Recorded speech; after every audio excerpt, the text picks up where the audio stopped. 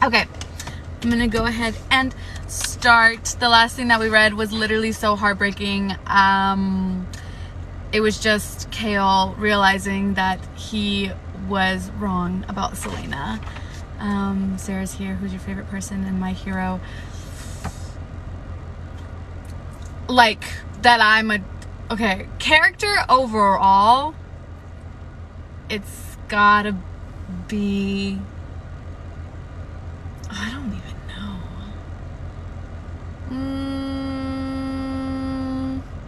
I'll just say the one I'm most attracted to is Hawks.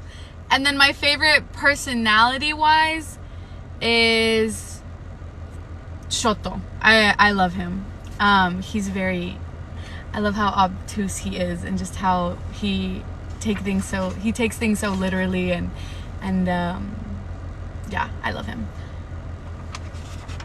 Opinions on Crown of Midnight is very sad. It's very sad, very depressing. Nothing happy has been going on, and it's eating away at my soul. That's mine. Anyway, okay, we're gonna start reading. We are on chapter 43. The last thing that happened was Selena proving Kale wrong about her intentions. And yeah, that's where we're at. It was a very sad chapter. Anyway, let's get started. Selena stood in the gaming room, staring at the pianoforte as she heard Kale quickly leave. She hadn't played in weeks. Originally, it had been just because she didn't have time, because Archer and the tomb and Kale had occupied every moment of her day. Then Nehemiah had died, and she hadn't gone into this room once, hadn't wanted to look at the instrument, hadn't wanted to hear or make music ever again. Shoving the encounter with Kale out of her mind, Selena slowly folded back the lid of the pianoforte and stroked the ivory keys. But she couldn't push down, couldn't bring herself to make a sound. Nehemiah should have been here, to help with Yellow Legs and the riddle, to tell her what to do with Kale, to smile as Selena played something particularly clever for her. Nehemiah was gone, and the world, it was moving on without her.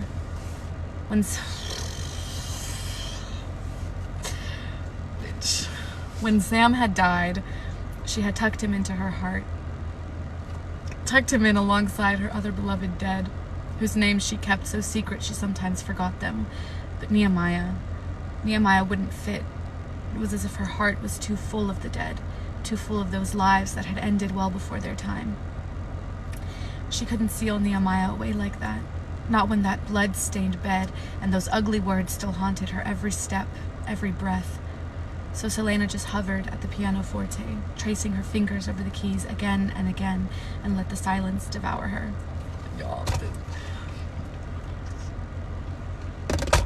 An hour later, Selena stood before the strange second staircase at the end of the forgotten hall of ancient records, a clock chiming somewhere far in the library above. The images of Faye and Flora danced along the firelit stairwell, spiraling out of sight, down and down into unknown depths.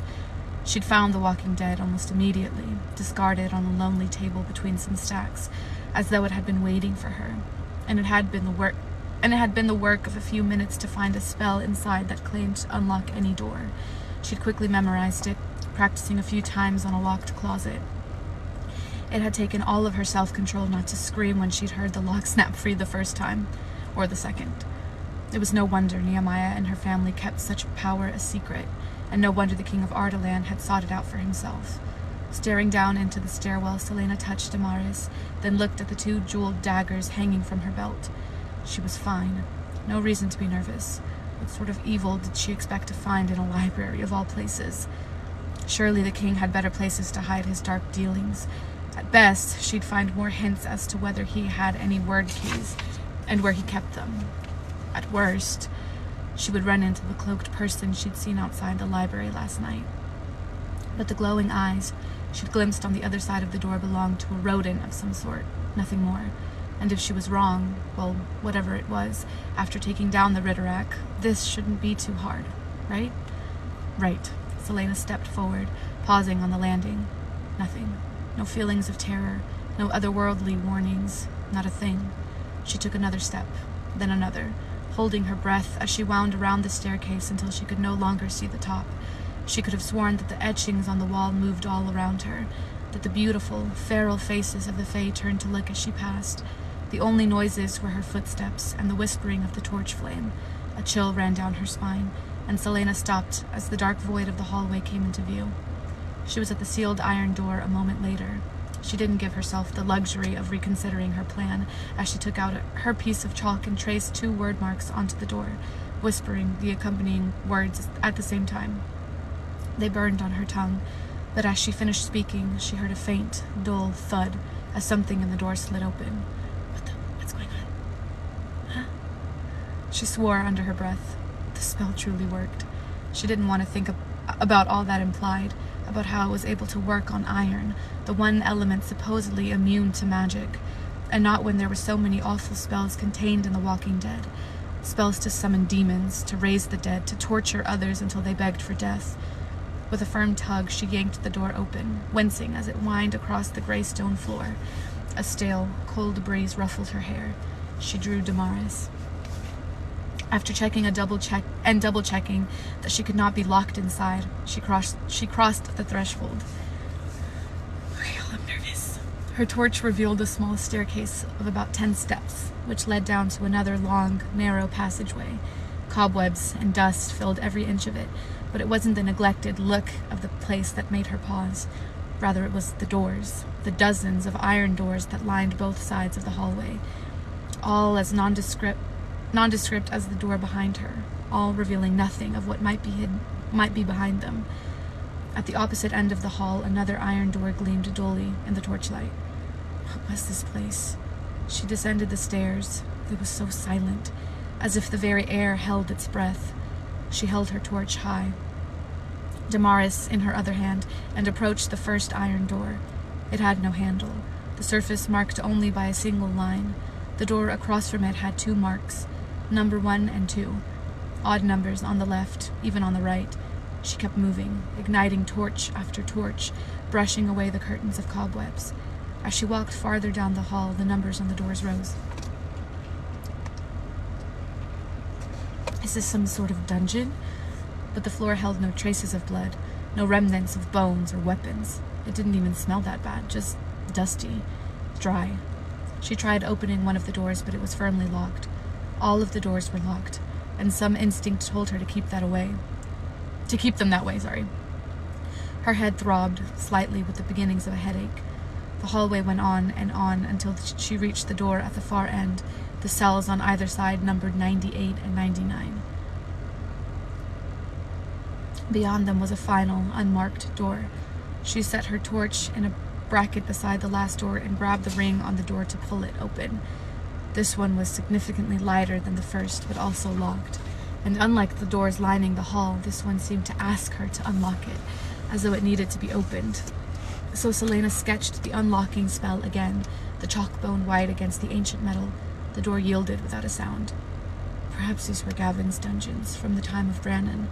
That would explain the Fae depictions on the staircase above.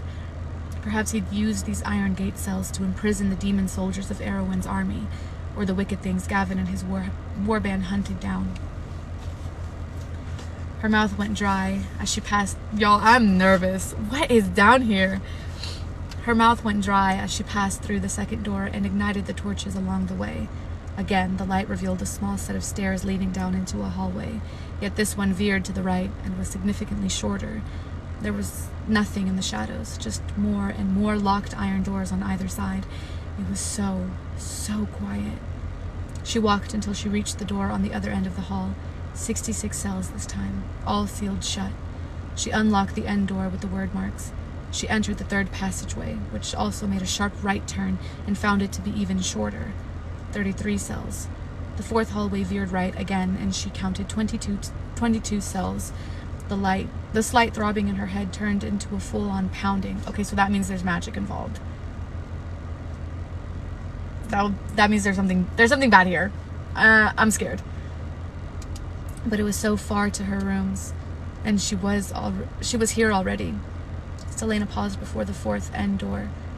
It's a spiral, a labyrinth, bringing you deeper and deeper inside, farther below ground.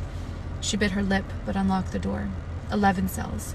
She increased her pace and swiftly reached the 5th door. 9 cells. She approached the 6th door and halted. A different sort of chill went through her as she stared at the 6th portal. The center of the spiral?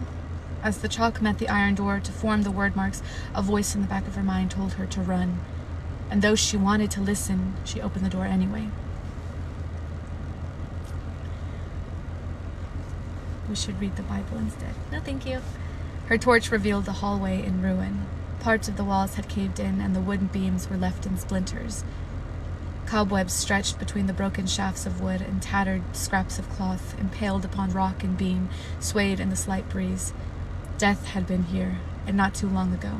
If this place were as ancient as Gavin and Brannon, most of the cloth would be dust.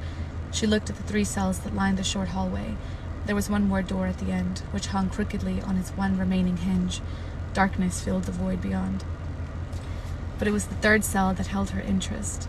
The iron door to the 3rd cell had been smashed, its surface dented and folded in upon itself, but not from the outside. Selena raised Damaris before her as she faced the open cell. Whoever had been within had broken loose. A quick sweep of her torch across the threshold revealed nothing save for bones, piles of bones, most of them splintered beyond recognition. She snapped her attention back to the hallway. Nothing moved. Gingerly, she stepped into the cell. Why would she do that? Iron chains dangled from the walls, broken off where manacles would have been. The dark stone was covered in white marks, dozens and dozens of long, deep gouges in groups of 4. Fingernails. She turned around to face the broken cell door. There were countless marks on it. How could someone make such lines in iron, in stone? She shuddered and quickly stepped out of the cell. She glanced back the way she had come, which glowed with the torches she'd lit, and then at the dark, open space that led onward. You're near the center of the spiral. Just see what it is. See if it yields any answers. Elena said to look for clues. She swung Damaris in her hands a few times, only to loosen her wrist, of course. Rolling her neck, she entered the gloom. There were no torch brackets here. The 7th portal revealed only a short passageway and one open door, an 8th gate. The walls on either side of the 8th door were damaged and claw-marked. Her head gave a violent throb, then quieted as she stepped nearer. Beyond the portal lay a spiral staircase that led upward, so high that she couldn't see the top. A straight ascent into darkness. But to where? The stairwell stank, and she held Damaris before her as she ascended the steps, taking care to avoid the fallen stones that littered the ground. Up and up and up she climbed, grateful for all her training. Her headache only grew worse, but when she reached the top, she forgot about fatigue, forgot about pain. She raised the torch. Shimmering obsidian walls surrounded her, reaching high, high, high, so high she couldn't see the ceiling. She was inside some sort of chamber at the bottom of a tower. Twining through the strange stone walls, greenish veins glittered in the torchlight. She had seen this material before. Seen it. The king's ring. The ring on Parrington's finger, and Kane's. She touched the stone, and a shock went through her, her head pounding so badly she gagged. The eye of Elena gave a pulse of blue light, but quickly died, as if the light itself had been sucked toward the stone and devoured. She staggered back toward the stairs. Gods above, what is this? As if in response, a boom shuddered through the tower, so loud that she jumped back. It echoed and echoed, turning metallic. She raised her gaze to the darkness above. I know where I am, she whispered as the sound subsided. The clock tower. Not that damn clock tower.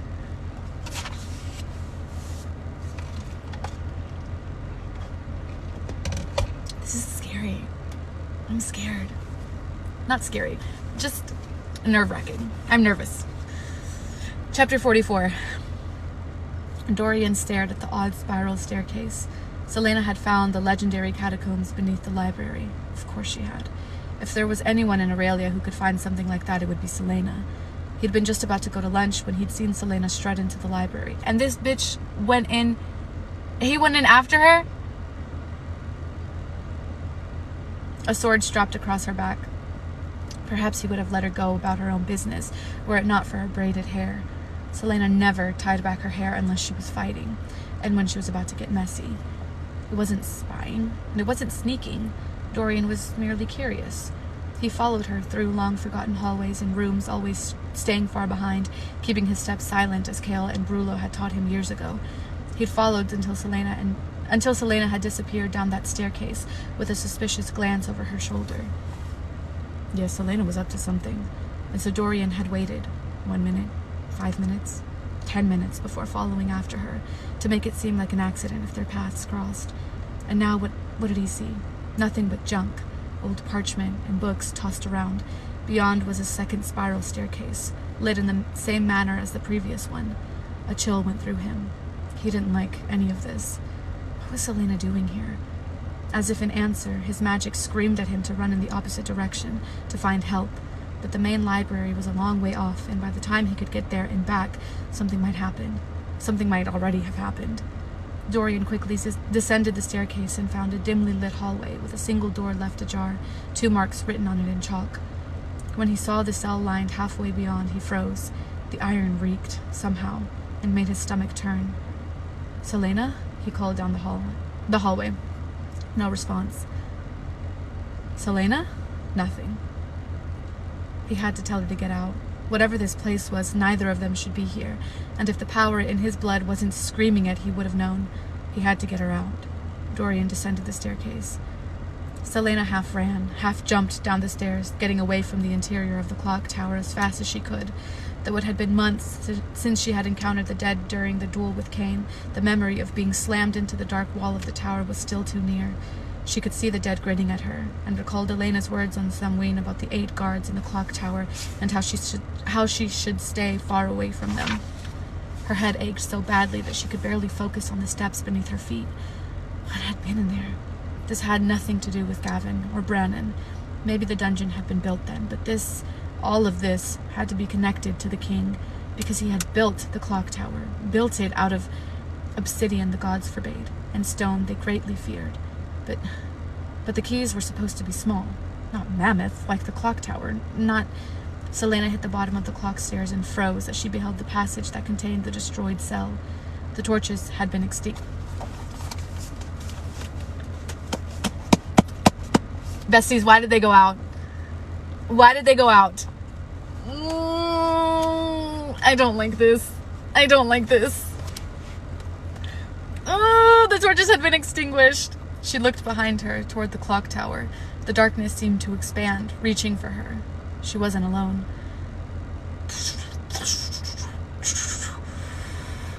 Clutching her own torch, keeping her breathing steady, she crept along the ruined passage. Nothing.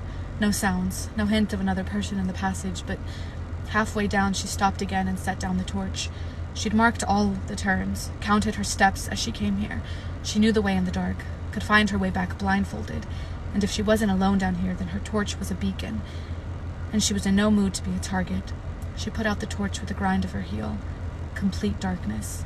She lifted Damaris higher, adjusting to the dark, only it wasn't wholly black. A faint glow issued from her amulet, a glow that allowed her to see only dim shapes, as if the darkness were too strong for the eye. The hair on the back of her neck rose, the only other time she'd seen the amulet glow like that. Feeling along the wall with her other hand, not daring to turn around, she eased back toward the library. There was a scrape of nail against stone. Ooh! And the sound of breathing. It was not her own. It peered out from the shadows of the cell, clutching at its cloak with taloned hands. Food. For the first time in months. She was so warm, so teeming with life. It skittered out of the cell past her as she continued her blind retreat. Since they had locked it down here to rot, since they had gotten tired of playing with it, it had forgotten so many things. It had forgotten its own name, forgotten what it used to be, but it now knew more useful things, better things, how to hunt, how to feed, how to use those marks to open and close doors. It had paid attention during the long years. It had watched them make the marks. And once they had left, it had waited until it knew they weren't coming back, until he was looking elsewhere and had taken all his other things with him. And then it had begun opening the doors, one after another. Some shred of it remained mortal enough to always seal those doors shut, to come back here and form the marks that again locked the doors, to keep it contained. But she had come here. She had learned the marks, which meant she had to know what had been done to it. She had to have been a part of it. the breaking and shattering and then the brutal rebuilding.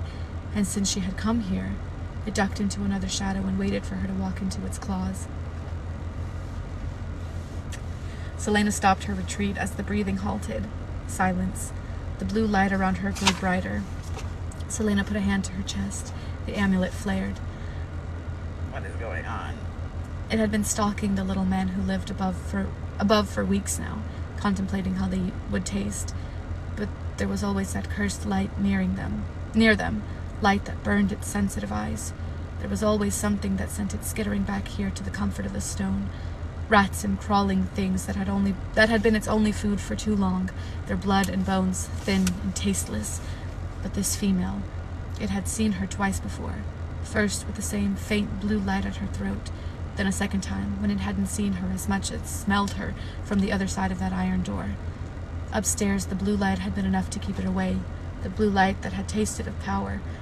But down here, down in the shadow of the black, breathing stone, that light was diminished. Down here, now that it had put out the torches she'd ignited, there was nothing to stop it, and no one to hear her. It had not forgotten, even in the twisted pathways of its memory, what had been done to it on that stone table. With the dripping maw, it smiled. Huh? The eye of Elena burned bright as a flame, and there was a hiss in her ear. Selena whirled, striking before she could get a good look at the cloaked figure behind her. She glimpsed only a flash of withered skin and jagged, stumpy teeth before she sliced Damaris across its chest. It screamed like nothing she had ever heard as the ragged cloth ripped, revealing a bony, misshapen chest peppered with scars. It slammed a clawed hand onto her face as it fell, its eyes gleaming from the light of the amulet, an animal's eyes, capable of seeing in the dark. The creature, from the hallway, from the other side of the door. She didn't even see where she had wounded it as she hit the ground. Blood rushed from her nose and filled her mouth. She staggered into a sprint back toward the library. She leapt over fallen beams and chunks of stone, letting the eye light her way, barely keeping her footing as she slipped on bones. The creature barreled after her, tearing through the obstacles as if they were no more than gossamer curtains. It stood like a man, but it wasn't a man. No, that face was something out of a nightmare. And its strength, to be able to shove aside those fallen beams as though they were stalks of wheat. The iron doors had been there to keep this thing in, and she had unlocked all of them. She dashed up the short stairs and through the first doorway. As she veered left, it caught her by the back of her tunic. The cloth tore. Selena slammed into the opposite wall, ducking as it lunged for her. Damaris sang, and the creature roared, falling back. Black blood squirted from the wound across its abdomen, but she hadn't cut deep enough. Surging to her feet, blood running down her back from where its claws had punctured, Selena drew a dagger with her other hand. The hood had fallen off the creature, revealing what looked like a man's face. Looked like, but no longer was. His hair was sparse, hanging off his gleaming skull in clumpy strings, and his lips. There was such scarring around his mouth, as though someone had ripped it open and sewed it shut, then ripped it open again. The creature pushed a gnarled hand against its abdomen, panting through those brown, broken teeth as it looked at her with such hatred that she couldn't move. It was such a human expression. "What are you?" she gasped, swinging Damaris as she took another step back, but it suddenly began clawing at itself, tearing at the dark robes, pulling out its hair, pushing against its skull as if it would reach in and rip something out, And the shrieks it made, the rage and despair. The creature had been in the castle hallway, which meant this thing, this person, it knew how to use the word marks too, and with its unnatural strength, no mortal barrier would keep it contained. The creature tipped its head back, and its animal eyes settled on her again, fixating. A predator anticipating the taste of its prey. Selena turned and ran like hell. I know, that's literally what I'm thinking. This poor creature, this poor thing! Dorian had just passed through the third door when he heard the scream of something not human. A series of crashing noises filled the passage, and the bellowing was cut short with each slam. "Selena?" Dorian yelled in the direction of the commotion. Another slam. "Selena!" Then, "Oh, Dorian, run!" The high-pitched shriek that followed Selena's command shook the walls. The torches sputtered. Dorian drew his rapier as Selena came flying up the stairs, blood leaking from her face, and slammed the iron door shut behind her. She raced toward him, a sword in one hand, a dagger in the other. The amulet on her neck glowed blue, like the hottest fire. Selena was upon him in a second. The iron door burst open behind them, and the thing that came out was not of this earth.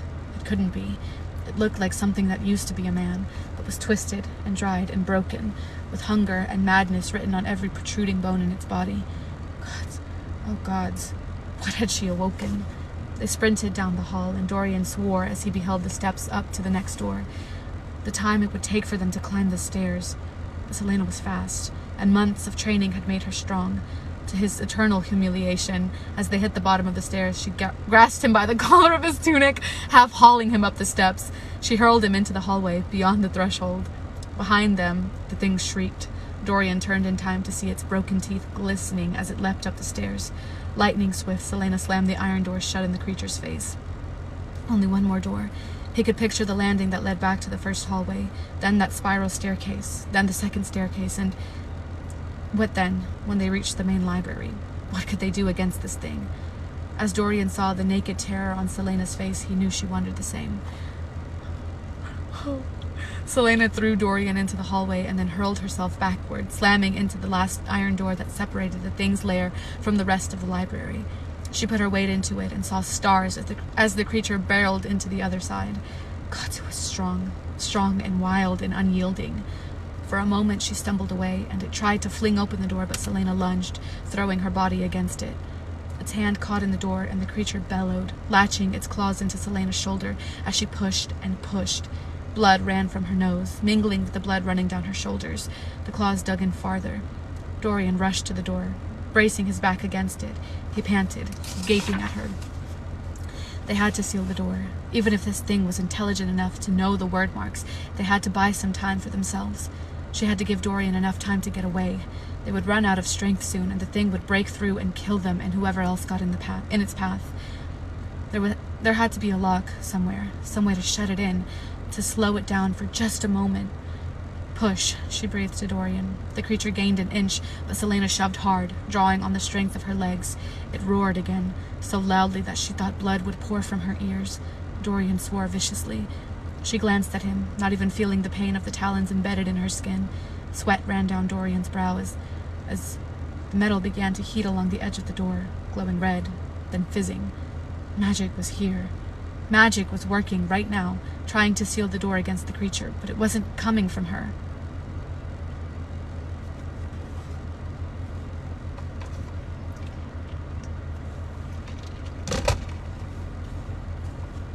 Dorian's eyes were scrunched in concentration, his face deathly pale. She'd been right. Dorian did have magic. This was the information Yellowlegs had wanted to sell to the highest bidder. Sell to the king himself. It was knowledge that could change everything. It could change the world. Dorian had magic, and if he didn't stop, he was going to burn himself out on the iron door. The door suffocated Dorian. He was in a coffin with no air. His magic couldn't breathe. He couldn't breathe. Selena swore as the creature gained ground. Dorian didn't even know what he was doing, only that he needed to seal this door. His magic had chosen the method. He pushed with his legs, pushed with his back, pushed his magic to the breaking point as he sought to weld the door, spinning heat, strangling. The magic slipped from him. The creature pushed hard, sending Dorian staggering forward, but Selena threw herself harder against the door as he regained his balance. Selena's blade lay a few feet away, but what good was a sword? They had no hope of escaping with their lives. Selena's eyes met with his. The question was all too visible on her bloody face. What have I done? Still gripped by the creature's talons, Selena couldn't even move as Dorian made a sudden lunge for Damaris. The creature tried again to break free, and the prince swung, making direct contact with its wrist. Its shriek penetrated her bones, but the door slammed shut completely. Selena stumbled, the beast's dismembering hand protruding from her shoulder, but she shoved back against the door as the creature again launched itself at it. "What the hell is it?" Dorian barked, throwing his weight back against the door. "I don't know," Selena breathed.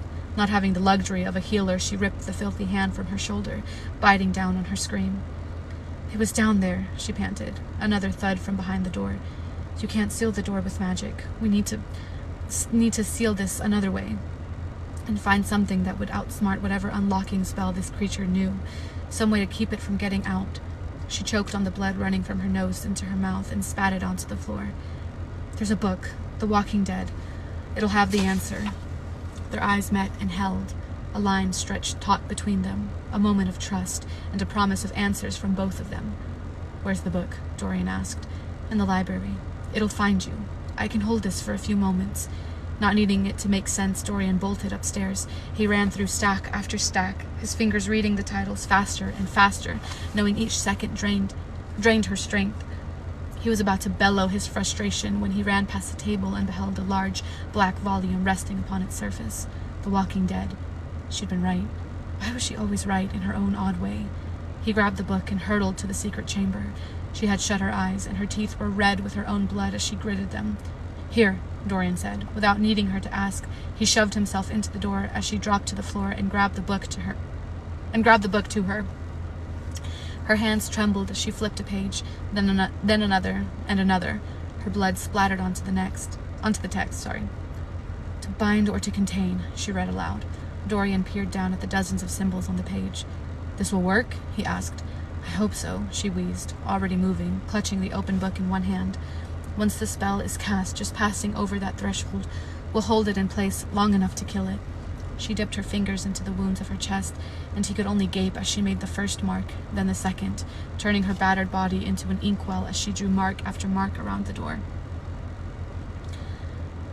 But for it to pass over the threshold, Dorian panted, we'd have to open the door. She finished for him, nodding. He shifted so she could reach to draw above his head, their breath mingling.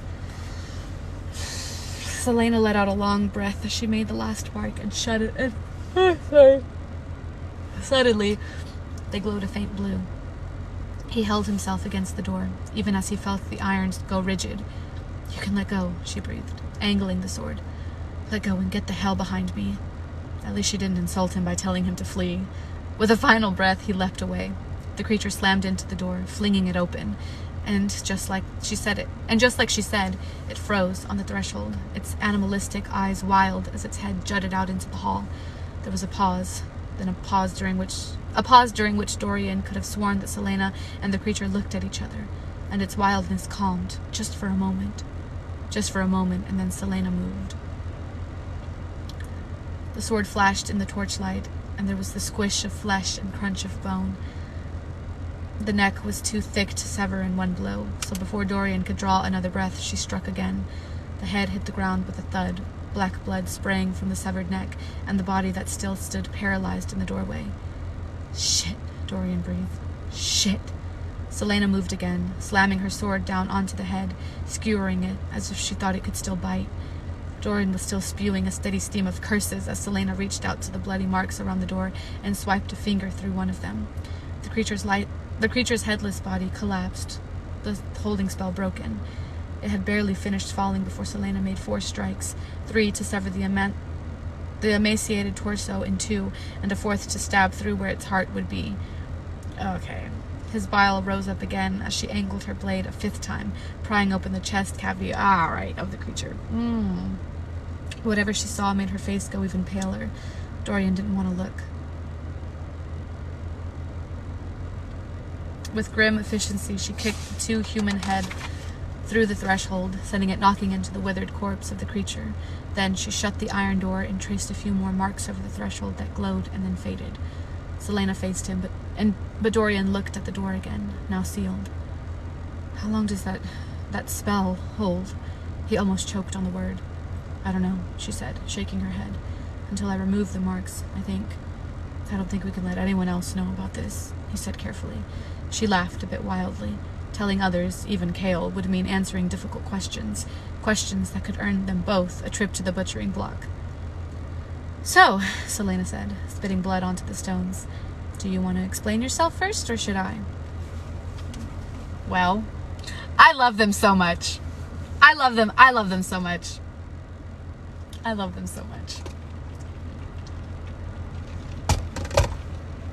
Selena went first, because Dorian desperately needed to change his filthy tunic, and talking seemed like a good idea while he stripped naked in his dressing room. She sat on his bed, not looking much better herself, which was why they'd taken the dark servants' passages back to his tower. Beneath the library stretches an ancient dungeon, I think, Selena said, trying to keep her voice as soft as possible. She caught a gleam of golden skin through the half-open door to his dressing room and looked away. I think someone kept the creature in there until it broke out of its cell. It's been living under the library ever since. No need to tell him that she was starting to believe the king had created it. The clock tower had been built by the king himself, so he had to know what it connected to. She knew that the creature had been made, because in its chest had been a human heart. Selena was willing to bet that the king had used at least one word key to make both tower and monster. What I don't understand, Dorian said from the dressing room, is why this thing can now break through the iron doors when it couldn't before. Because I was an idiot and broke the spells on them when I walked through. A lie, sort of. But she didn't want to explain, couldn't explain why the creature had been able to break out before and had never hurt anyone until now. Why it had been in the hallway that night and disappeared. Why the librarians were all alive and unhurt. But perhaps the man that the creature had once been, perhaps he hadn't been entirely lost. There were so many questions now, so many things left unanswered. And the last spell you did, on the door. It'll keep forever? Dorian appeared in a new tunic and pants, still barefoot. The side of his feet felt strangely intimate. Okay. She shrugged, fighting the urge to wipe her bloody, filthy face. He'd offered her his private bath, but she refused. That felt too intimate, too. The book says it's a permanent binding spell, so I don't think anyone but us will be capable of getting through, unless the king wants to get in and use one of his word keys. Dorian ran a hand through his hair, sitting down beside her on the bed. Where did it come from? I don't know, she lied. The king's ring flashed in her memory. That couldn't be the word key, though. Yellowlegs had said they were slivers of black rock, not forged into shapes. But he could have made the ring using the key. She understood now why Archer and his society both coveted and sought to destroy it. If the king could use it to make creatures, if he had made more. There had been so many doors, well over 200, all locked, and both Kaltain and Nehemiah had mentioned wings in their dreams, wings flapping through the Farian Gap. What was the king brewing there? Tell me, Dorian pressed. I don't know, she lied again, hating herself for it. How could she make him understand a truth that might shatter everything he loved? That book, Dorian said. How did you know it would help? I found it one day in the library. It seemed to trail me. Showed up in my rooms when I hadn't brought it there. Reappeared in the library. It was full of those kinds of spells. But it's not magic, Dorian said, paling. Not the magic that you have. This is different. I didn't even know if that spell would work. Speaking of which, she said, meeting his eyes, you have magic. He scanned her face, and she quelled the urge to fidget. What do you want me to say? Tell me how you have magic, she breathed. Tell me how you have it and the rest of the world doesn't. Tell me how you discovered it and what manner of magic it is. Tell me everything. He started to shake his head, but she leaned forward. You just saw me break at least a dozen of your father's laws. You think I'm going to turn you over to him when you could just as easily destroy me? Dorian sighed. After a moment, he said, a few weeks ago, I erupted. I got so mad at the council meeting that I stormed out and punched a wall, and somehow the stone cracked, and then the window nearby shattered too. Since then, I've been trying to figure out where it comes from, what kind of power it is exactly, and how to control it. But it just happens, like when you used it to stop me from killing Kale. His neck bobbed as he swallowed hard. She couldn't meet his stare as she said, Thank you for that. If you hadn't stopped me, no matter what had happened between her and Kale, no matter what she now felt for him, if she had killed him that night, there would have been no coming back from it, no recovering.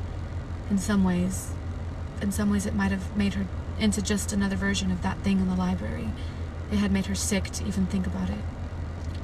No matter what your magic might be, it saved more lives than his that night. Dorian shifted.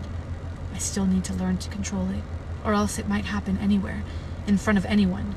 I've gotten lucky so far, but I don't think that luck will last. Does anyone else know? Kale? Roland? No. Cale doesn't know, and Roland just left with Duke Parrington. They're going to Morath for a few months to oversee the situation in Ilby. It all had to be tied together. The king, the magic, Dorian's power, the word marks, even the creature. The prince went to his bed and hoisted up the mattress, pulling out a concealed book. Not the best hiding place, but a valiant effort. I've been looking through the whatever. I can never say that word. Charts for Ardalan's noble families. We've hardly had any magic users in the past few generations. There were so many things she could tell him, but if she did, it would just result in too many questions. So Selena merely studied the pages he displayed for her, flipping through one after another. "Wait," she said. The puncture wounds in her shoulder gave a burst of pain when she lifted her hand to the book. She scanned the page he'd stopped on, her heart pounding as another clue about the king and his plan slipped into place. She let him continue on. "See?" Dorian said, closing the book. "I'm not quite sure where it comes from." He was still watching her, warily. She met his gaze and said quietly, 10 years ago, many of the people I loved were executed for having magic." Pain and guilt flickered in his eyes, but she went on.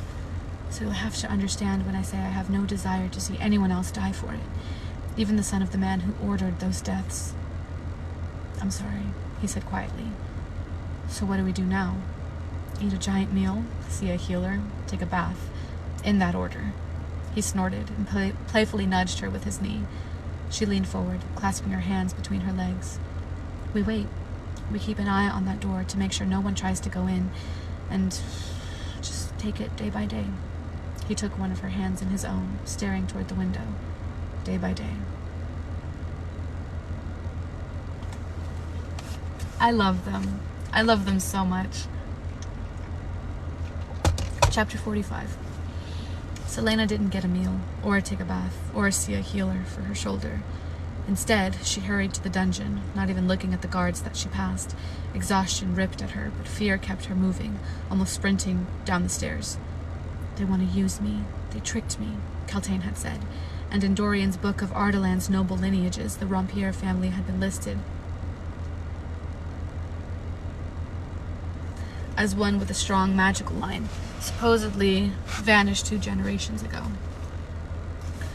"Sometimes I think they brought me here," Caltaine had said. "Not to marry Parrington, but for another purpose.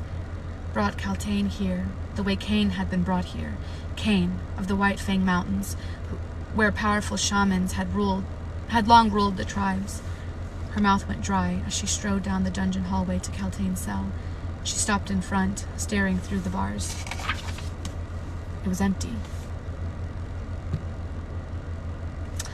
All that was left inside was Selena's cloak, discarded in the kicked-up hay, as if Caltaine had struggled against whoever had come to take her. Selena was at the guard station a moment later, pointing down the hall. "Where's Caltaine?" Even as she said it, a memory began to clear, a memory hazed by days spent sedated in the dungeons. The guards looked at each other, then at her torn and bloody clothes before one said, "The Duke took her to Morath to be his wife." She stalked out of the dungeon, heading for her rooms. "Something is coming," Caltaine had whispered, "and I am to greet it. My headaches are worse every day and full of all those flapping wings." Selena nearly stumbled on a step. "Roland has been suffering from awful headaches lately," Dorian told her a few days ago, and now Roland, who shared Dorian's Havillard blood, had gone to Morath too. Gone or been taken? Oh shit. They're gonna die. They're gonna die. Are they gonna die?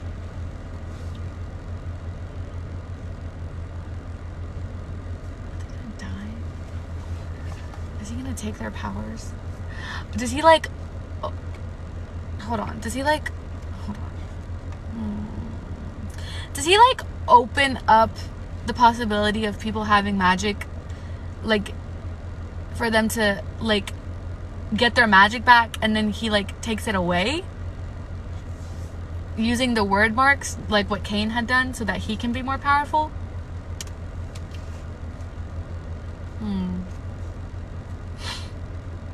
Selena touched her shoulder and felt the open, bloody wounds beneath. The creature had been clawing at its head, as though it were in pain, and when it had shoved through the door, for those last few seconds it had been frozen in place. She had seen something human in its warped eyes. something that looked so relieved, so grateful for the death she gave him. "Who are you?" she whispered, recalling the human heart and man-like body of the creature under the library. "And what did he do to you?" But Selena had a feeling she already knew the answer, because that was the other thing the word keys could do, the other power that the word marks controlled: life. "They hear wings in the Farian Gap," Nehemiah had said. "Our scouts do not come back." The king was twisting far worse things than mortal men. Far, far worse things. But what did he plan to do with them? With the creatures? With the people, like Roland and Caltaine? She needed to learn how many of the word keys he had found, and where the others might be.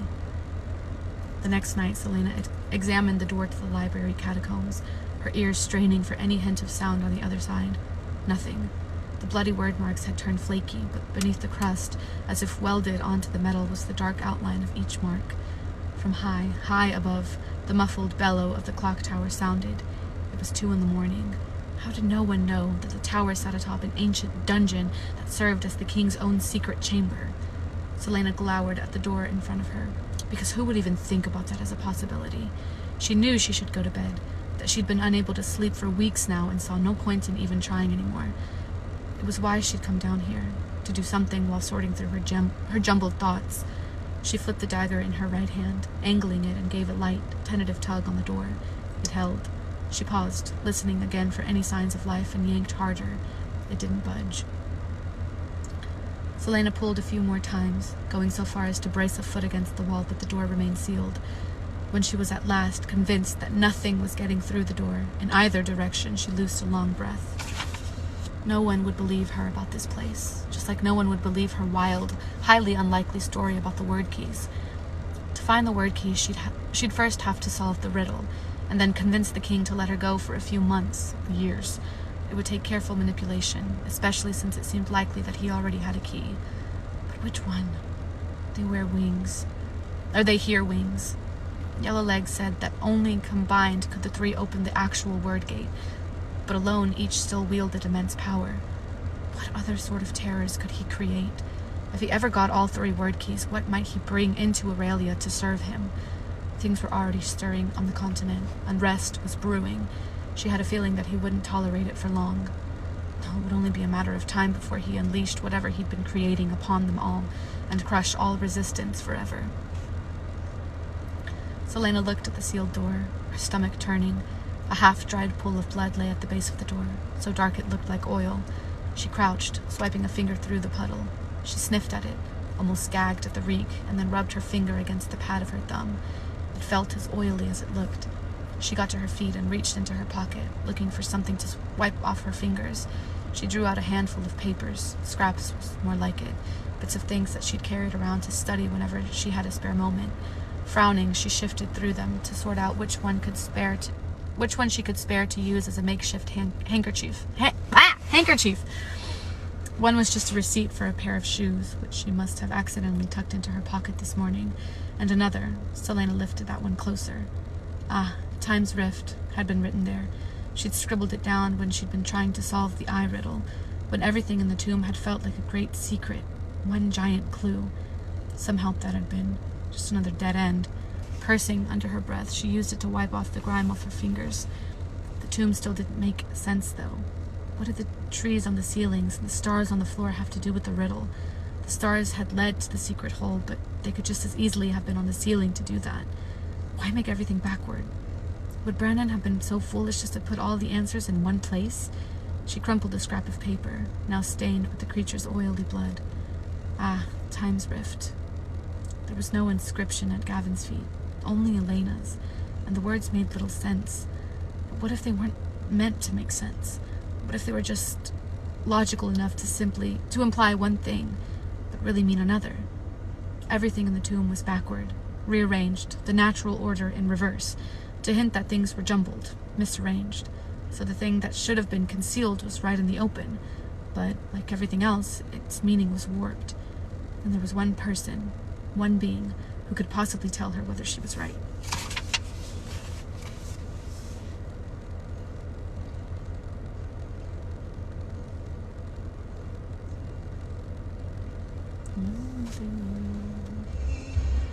I Can't get you off my mind. Can't get you off my mind. Can't get you off my mind. Y'all, I don't know what's going on. Late night talking. Now I have a headache because I'm over here trying to theorize absolutely everything. And I know nothing.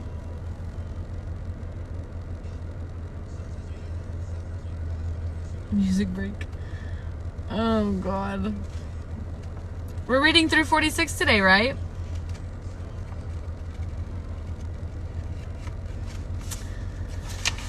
Oh man. Or were we supposed to stop? Oh, we're reading through 51. Oh, that's right. There's too much coming in all at once. No, there really is. I'm so confused. I'm so confused. Harry's album is so good. It is. It really is. It's so good. And he's going to be in Texas for a full week, y'all. A full week. I have to see him at least twice. Because I missed his last two. Yeah, I think he had 2 shows here. I've only seen Harry in concert once, and that was after his first album had come out. Like, his first solo album had come out, and he went on tour, Love on Tour.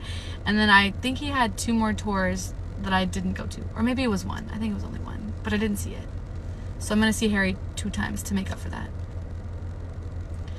I know. I'm taking a break because I'm taking a short break because my... I feel like my head's about to explode. All this information being thrown at me. It's an anagram, she panted as she reached the tomb. Mort opened an eye. Clever, wasn't it? To hide it right where everyone could see. Selena eased open the door just wide enough to slip inside. The moonlight was strong, and her breath caught in her throat as she saw precisely where it fell.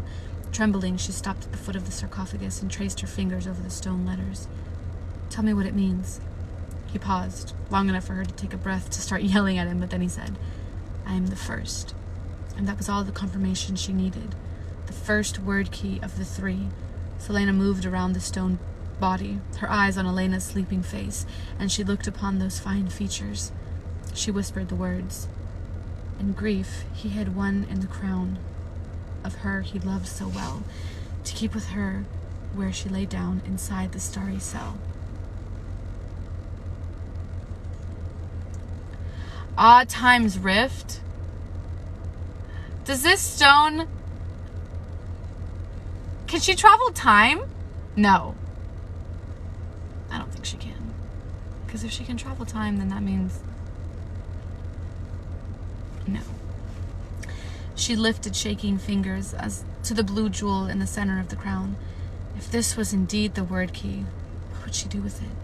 Would she be forced to destroy it? Where could she hide it so no one else would discover it? The questions swirled, threatening with all the difficulty they offered to send her running back to her rooms, but she steeled herself. She'd consider everything later. I will not be afraid. I will not be afraid, she told herself. The gem and the crown glowed in the moonlight, and she gingerly pushed against one side of the jewel. It didn't move. There's no time travel. Boo. She pushed again, staying closer to the side, digging her nail into the slight crease between the gem and the stone rim. It shifted and turned over to reveal a small compartment beneath. It was no larger than a coin, and no deeper than a knuckle's length. Selena peered in. The moonlight revealed only gray stone. She stuck a finger inside, scraping every surface. There was nothing there, not even a shard. A shot of cold ran down her spine. So he truly has it, she whispered. He found the key before me, and he's been using its power for his own agenda. He was barely 20 when he found it, Mort said softly. Strange. Something youth. Always poking about in forgotten places where he wasn't wanted. Reading books no one his age or any age should read. Though, Mort added, that does sound awfully like someone I know. And you somehow forgot to tell me this until now? I didn't know what it was then. I thought he merely took something. It wasn't until you read the riddle that I suspected. It was a good thing he was made of bronze, otherwise she'd have smashed his face in. Do you have any suspicions about what he might have done with it? She turned the gem back over as she fought her rising terror. How should I know? He never said anything to me, though I'll admit I did condescend to speak with him. I didn't condescend to speak with him. He came back here once he was king, but he only poked around for a few minutes and then left. I suspect he was looking for the other 2 keys. How did you discover it was here? She asked, stepping away from the marble figure. The same way you did, though far faster. I suppose that makes him cleverer than you. Do you think he has the other 2? She said, eyeing the treasure along the far wall, the stand where Damaris was displayed. Why hadn't he taken Damaris, one of the greatest heirlooms in this house? If he had the others, don't you think that our doom would have come upon us already? You think he doesn't have all the keys? She asked, beginning to sweat despite the cold. Well, Brannon once told me that if you have all 3 keys, then you have control over the word gate. I think it's fair to assume that current king would have tried his hand at conquering another realm, or enslaved creatures to conquer the rest of ours, if he had all 3. Lord save us if that happens. Word? Mort laughed. You're pleading with the wrong force. If he controls the word, you're going to have to find another means of saving yourself. And don't you think it's too much of a coincidence that magic stopped as soon as he began his conquest? Magic stopped. He used the word keys to stifle magic. All magic, she added, but his own. And by extension, Dorian's. She swore, then asked, So you think he might also have the second word key? I don't think a person could eliminate magic with only one, though I might be wrong. No one really knows what they're capable of. Selena pressed the heels of her palms to her eyes. Oh, God.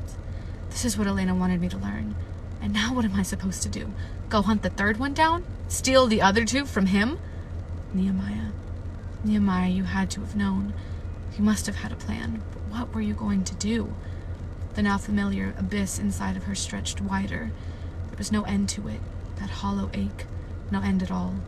If the gods had bothered to listen, she would have traded her life for Nehemiah's.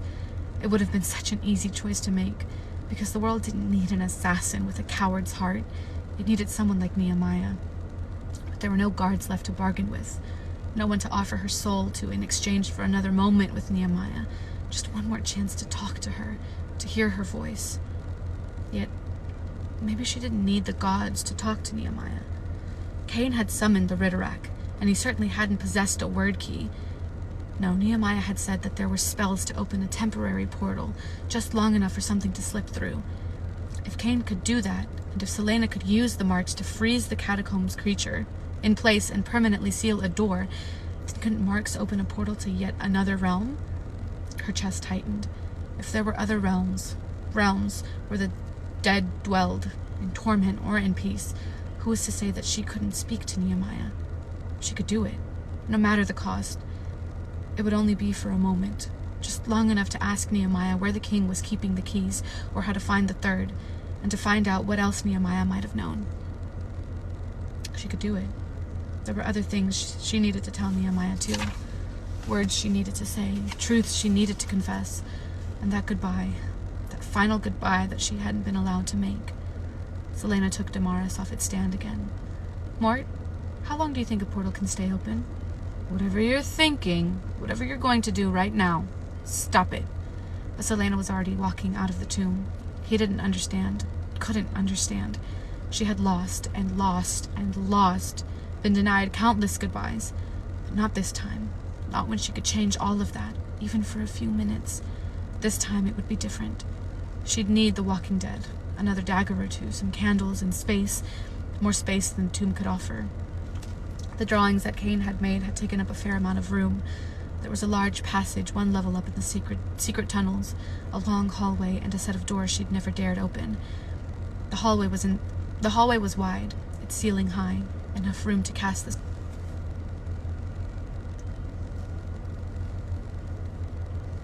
Sorry, my phone was dying. For her to open a portal into another world. Sorry. Dorian knew he was dreaming. He was standing in an ancient stone chamber he'd never seen before, facing a tall, crowned warrior. The crown was familiar, somehow, but it wasn't the man's eyes that stunned him into inaction. They were his own eyes, sapphire, blazing. The similarities ended there. The man had shoulder-length, dark brown hair, an angular, almost cruel face, and was at least a hand taller than Dorian himself. and he carried himself like a king. Prince, the man said, his golden crown gleaming. There was something feral in his eyes, as if the king was more accustomed to roaming the wilderness than walking these marble halls. You must awaken. Why? Dorian asked, not sounding very princely at all. Strange green symbols were glowing on the gray stones, similar to the symbols Selena had made in the library. What was this place? Because a line that should never be crossed is about to be breached. It puts this entire castle in jeopardy, and the life of your friend. His voice wasn't harsh, but Dorian had a sense he could turn that way if provoked, which, judging by the ancient wildness, the arrogance and challenge in the king's eyes, seemed like a fairly easy thing to do. Dorian said, "What are you talking about? Who are you? Don't waste time with pointless questions." Yes, this king wasn't one to mince words at all.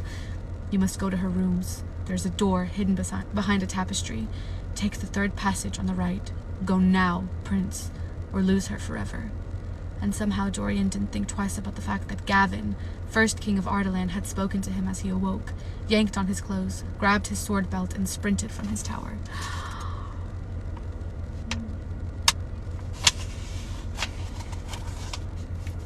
Oh, I'm guessing it's like taboo for her to speak to the dead. I'm guessing it's like taboo. Hold on, let me plug in my phone so it doesn't die on us while we're reading. This is stressful, y'all. This is so stressful. No! No! There. Okay, there. Chapter 47. The cut. God damn it!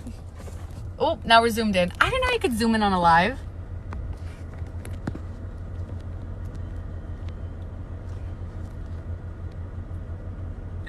No! My phone's not staying.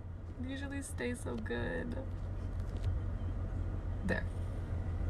We're a little crooked, but it's fine. Okay. Chapter 47.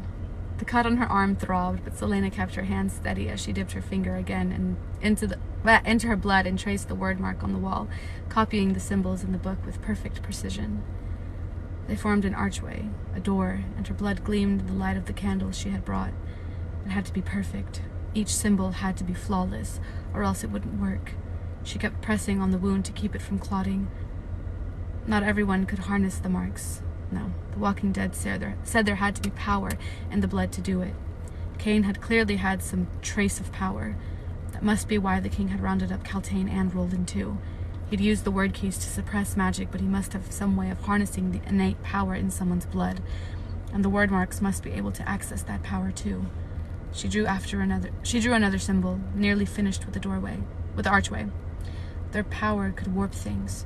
It had warped Cain, but it had also allowed him to summon the Ridderak and gain even more power from himself. I think the word Cain was dead. There was one mark left to draw, the one that would bring her to the person she so desperately needed to see, if only for a moment. It was complex, a weave of loops and angles. She took out her chalk and practiced on the floor until she got it right, then etched it in blood on the wall. Nehemiah's name in word mark form.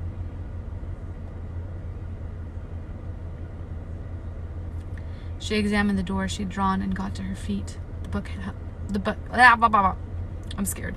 The book held in her clean hand. She cleared her throat and began to read the words on the page. She didn't know the language. Her throat burned and contracted as if fighting the sounds, but she panted through it, the words making her teeth ache like she'd just come in from the cold and was drinking something hot. And then the final words were out, her eyes watering. No wonder this kind of power fell out of favor. The symbols written in her blood began to glow green, one after another, until the whole archway was a line of light. The stones within its borders darkened, then disappeared. The blackness within the green archway seemed to reach out for her. It had worked. Oh my God, it had worked. Was that what waited for her when she died? Nehemiah had gone here? Nehemiah, she whispered, her throat raw from the spell. There was nothing there, just a void. Selena looked at the book, then to the wall and the symbols she'd drawn. She'd written it correctly. The spell was right. Nehemiah, she whispered toward the endless dark. There was no response. Perhaps it needed time. The book hadn't specified how long it would take. Maybe Nehemiah had to travel through whatever this realm was, so Selena waited.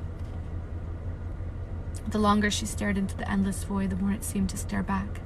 It was just like that dream, the one where she was standing on the edge of the ravine. You are nothing more than a coward. Please, Selena whispered into the dark. There was a sudden yelp from far, far above, and Selena whirled toward the stairs at the end of the hall. Moments later, faster than should be possible, Fleetfoot bounded down the steps, racing for her. Not for her, Selena realized as she beheld the wagging tail, the panting, the yip of what could only be joy. Not for her, because Selena looked toward the portal at the same moment Fleetfoot skidded to a halt, and then everything stopped as she beheld the shimmering figure standing just on the other side of the portal. Fleetfoot lay on the ground, tail still wagging, whining softly. The edges of Nehemiah's body rippled and blurred, fracturing with some sort of inner light. But her face was clear. It was her face. I'm gonna start crying. Hold on. I'm gonna start crying. I'm gonna start crying. Hold on.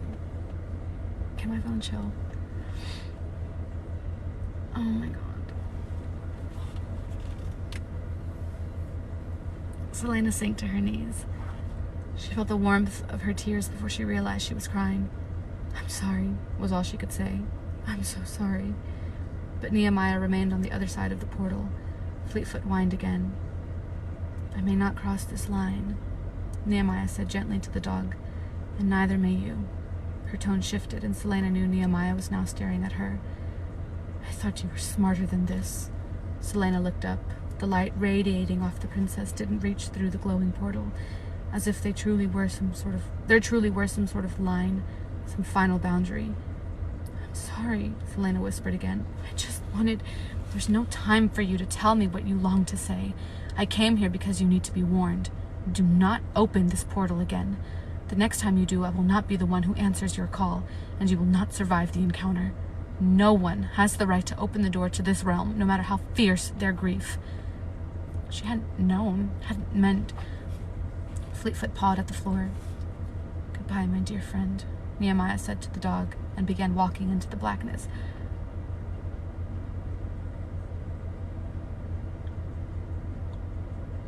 Selena just stood there, unable to move or think. Her throat burned with those pent-up words. Ow, my knee.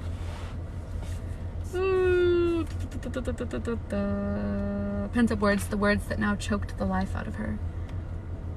"Alanthea," Nehemiah paused to look back at her. The void seemed to be swirling, swallowing her up bit by bit. "You will not understand yet, but I knew what my fate was to be, and I embraced it. I ran toward it, because it was the only way for things to begin changing, for events to be set in motion. But no matter what I did, Alanthea, I want you to know that in the darkness of the past 10 years, you were one of the bright lights for me. Do not let that light go out." And before Selena could reply, the princess was gone. There was nothing in the dark, as though Nehemiah had never been, as though she'd made it all up. "Come back," she whispered. "Please, come back." But the darkness remained the same, and Nehemiah was gone. There was a scrape of footsteps, but not from the portal. Rather, it came from her left, from Archer, who stood there gaping. "I don't believe it," he whispered. "Wait. I thought it was Dorian that dreamed that. How the hell did Archer get in there?"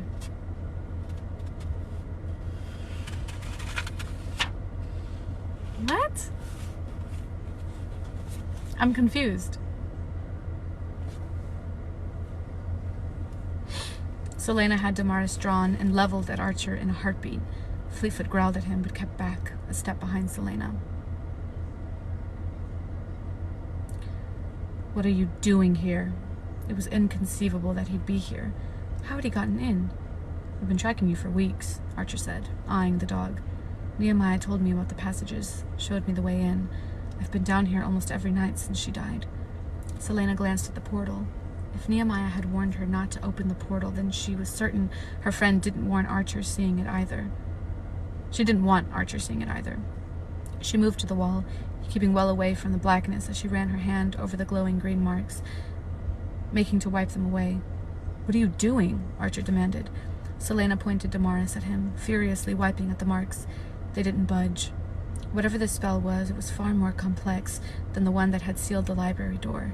Merely swiping away the marks wouldn't undo it. But Archer now stood between her and the book where she had the closing spell flagged. Selena rubbed harder. It was all terribly wrong. "Stop!" Archer lunged, getting past her guard with unnatural ease as he grasped her wrist. Fleetfoot barked a ferocious warning, but a sharp whistle from Selena had the dog staying well away. She whirled to Archer, already making to dislocate the arm that held her, but the green light of the portal illuminated the plane of his wrist, where the sleeve of his tunic had fallen back. A black tattoo of some snake-like creature appeared there. She'd seen that before. Seen it. Selena raised her eyes to his face. "Do not trust." And had... What? She had thought Nehemiah's drawing had been of the royal seal, a slightly warped version of the wyvern, but it had actually been of this tattoo, of Archer's tattoo. Do not trust Archer, she'd been trying to tell her.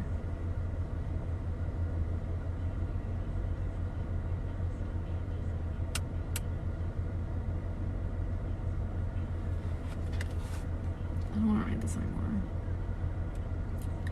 You're telling me that I stood up for this man and I was saying how I liked him, and he goes and does this? It's you know what? I am never trusting another blonde man that SJM writes ever again. Never. Ever again.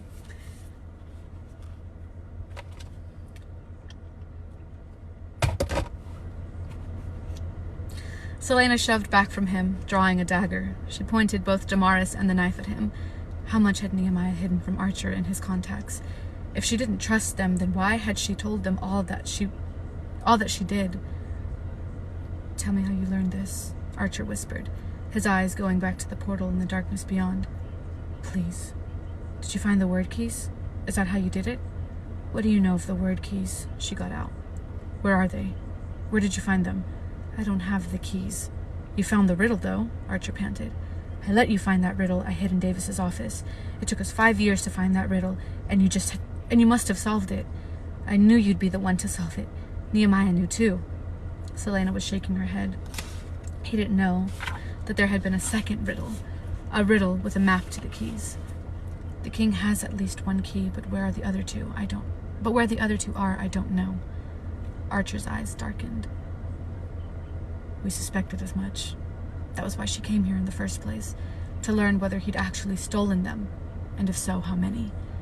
That was why Nehemiah couldn't leave," she realized, why she'd opted to stay here instead of returning to Ilwi, to fight for the one thing that was more important than the fate of her country, the fate of the world, of other worlds, too. "I don't have to get on the ship tomorrow. We'll tell everyone," Archer breathed. "We'll tell everyone he has them, and no. If we reveal the truth, then the king will use the keys to do more damage than you can possibly imagine. We'll lose any chance of stealth we have to find the others." He took a step closer to her. Fleetfoot let out another warning growl, but kept her distance. "Then we'll find where he's keeping the keys, and the others. And then we'll use them to overthrow him. Then we'll create a world of our own making." His voice was building into a frenzy, each word harsher than the next. She shook her head. "I would sooner destroy them than use their power." Archer chuckled. She said the same thing. Said they should be destroyed, put back in the gate, if we could discover a way. What's the point of finding them if we don't use them against him? Make him suffer? Her stomach turned. There was more he wasn't saying, more that he knew. So she sighed and shook her head, beginning to pace. Archer was silent as she walked, silent until she halted. As if suddenly understanding, she raised her voice.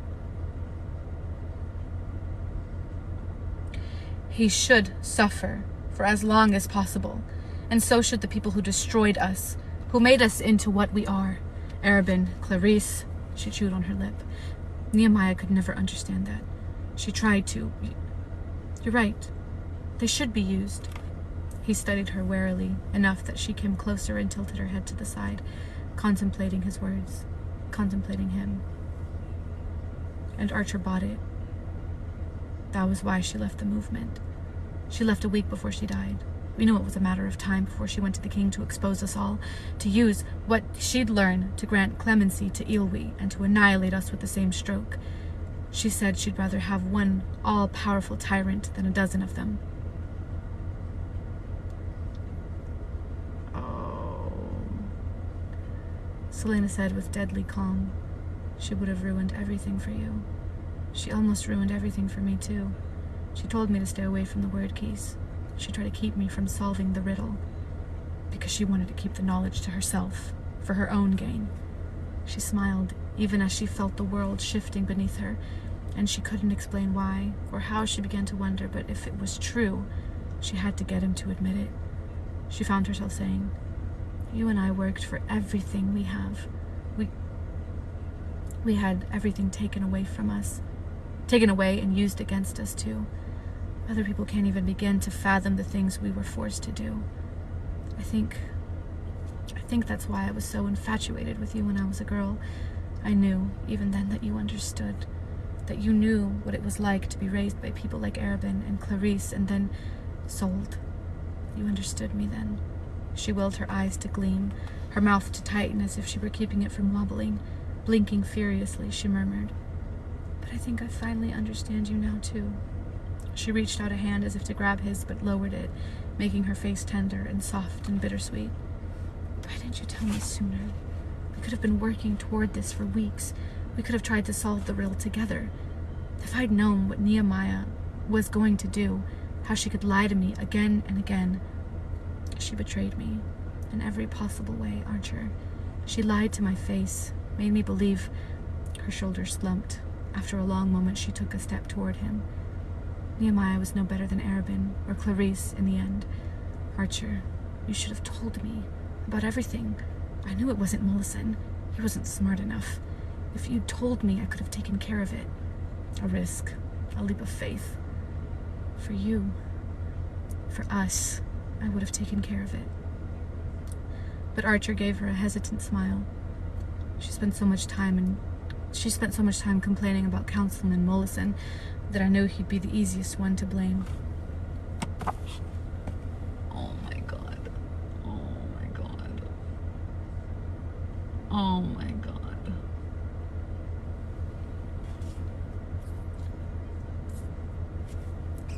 Oh my god.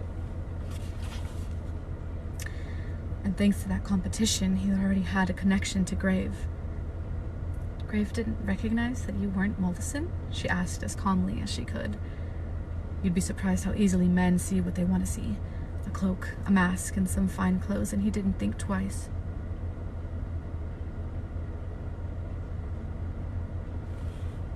Wait a second.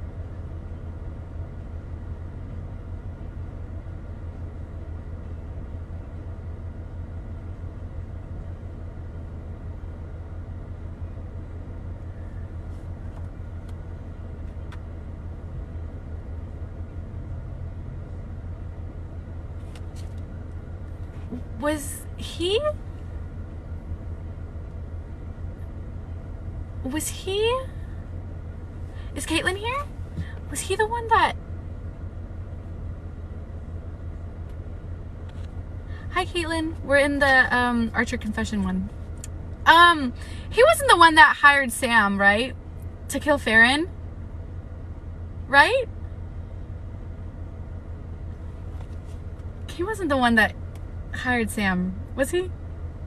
Was he? Oh, gods. Gods. So the night at the warehouse, she went on, raising an eyebrow, an intrigued co-conspirator. Why did you really kidnap Kale? I had to get you away from Nehemiah. And when I took... Oh, god damn it. And when I took that arrow for you, I knew you'd trust me, if only for that night. I apologize if my methods were harsh. Triggered the trade, I'm afraid. Trust him. lose Nehemiah, and lose Cale. He had isolated her from her friends, the same thing she'd suspected Roland had wanted to do with Dorian. No? Okay, good. And that threat the king received before Nehemiah's death, the threat on her life, Selena said, her lips curling upward. You planted that threat, didn't you? To show me who my real friends are, who I can really trust. It was a gamble, just as I'm gambling now. I didn't know whether or not the captain would warn you. Seems I was right. Why me? I'm flattered, of course, but you're clever. Why couldn't you have figured the riddle out on your own? Archer bowed his head. Because I know what you are, Selena. Arabin told me one night after you went to Endovir. She shoved the twinge of genuine pain and betrayal down until it couldn't distract her. And for our cause to succeed, we need you. I need you. Some members of the movement are already starting to fight me, to question my leadership. They think my methods are too rough. That explained the fight she'd seen with that young man. He took a step toward her. But you... God, from the moment I saw you outside the Willows, I've known how good we'd be together, the things we'll accomplish. I know, she said, looking into those green eyes, so bright in the matching lights of the portal. Archer, I know. He didn't see the dagger coming until she shoved it into him. But he was fast, too fast, and he turned just in time to have it pierce his shoulder instead of his heart. He staggered back with dazzling speed, wrenching her dagger so swiftly that she lost her grip on the blade and had to brace a hand on the arch of the portal to keep from stumbling. Her bloodied palm slapped against the stones, and a greenish light flared beneath her fingers. A word mark burned, then faded. Not giving herself time to look at what she'd done, she leapt for him with a roar, dropping Damaris to grab 2 more daggers. He had his own blade up in a moment, dancing away lightly as she sliced for him. I'm going to tear you apart, piece by piece, she hissed, circling him. But then a shudder ran through the floor, and something in the void made a sound, a guttural growl. Fleetfoot let out a low warning whine. She rushed toward Selena, pushing against her shins, hurting her toward the stairs. The void shifted, mist now swirling inside and parting long enough to reveal a rocky, ashen ground. And then a figure emerged through the mist. Nehemiah? She whispered. She'd come back. Come back to help, to explain everything. But it was not Nehemiah who stepped through the portal. Oh my god. This is some scary shit. Cale couldn't sleep. He stared up at the canopy of his bed, the will he'd seen on Selena's desk glaring in his mind. He couldn't stop thinking about it. He just let her kick him out of her rooms without telling her what that will meant to him. And maybe he deserved her hate, but she had to know that he didn't want her money. He had to see her, just long enough to explain. Is this when Cale dies? This is when Cale dies. Oh no, because he's in Tower of Dawn, isn't he? He's in Tower of Dawn? Yes. So that means he doesn't die. Okay. He ran a finger along the scab down his cheek. Rushing footsteps sounded down the hall, and Cale was already out of bed and half-dressed by the time someone began pounding on his door. The person on the other side got all of one knock in before Cale flung the door, a dagger concealed behind his back. He lowered the blade the second he beheld Dorian's face, shining with sweat, but he didn't sheath it. Not when he saw the raw panic in Dorian's eyes, the sword belt and scabbard dangling from the prince's clenched fingers.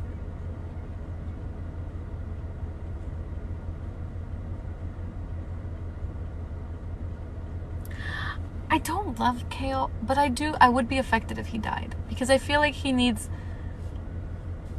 just die like that. Like, he needs some redemption. He needs redemption. Because what happened to him was not fair. Cale believed in trusting his instinct. He didn't think humans had survived for so long without developing some ability to tell when things were wrong. It wasn't magic, it was just gut feeling. And it was Cale's instinct that told him who this was about before Dorian opened his mouth. Where? Was all Cale asked. Her bedroom, Dorian said. Tell me everything, Cale ordered, hurrying back into his room. I don't know, I think she's in trouble. Cale was already shrugging on a shirt and tunic, then he stomped his feet into his boots before grabbing his sword. What kind of trouble? The kind that had me coming to get you instead of the other guards. That could mean anything, but Cale knew Dorian was too smart, too aware of how easily words could be overheard in this castle. He sensed the tightening in Dorian's body, a heartbeat before the prince launched into a run and grabbed him by the back of his tunic.